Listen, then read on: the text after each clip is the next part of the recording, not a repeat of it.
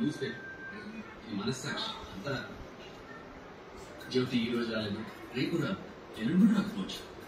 ఇట్లయితే ఎట్లా? ఇంకెన్ని రోజులు ఇంకొకరి మీద ఆధారపడి ఉంటామని అడిగింది. నువ్వేం చెప్పినావు? నేను చెప్పినా ఏం లేదు, నేను చేసుకోగలుగుతా, అవసరమైతే జ్యోతిని పనికి రావద్దని కూడా చెప్తానన్నా. ఆవు ఆవు కొట్లాడుకుని ఎద్దు కాళీలో కొట్టినట్టు నువ్వు నీ అందరి సాక్షి మాట్లాడుకుని నన్ను జాబ్కెళ్ళి తీసేస్తావా అన్న? ఆయన ఏమని కాదు, ఎప్పటిలేక నేనే వస్తాను, నేనే చేస్తాను.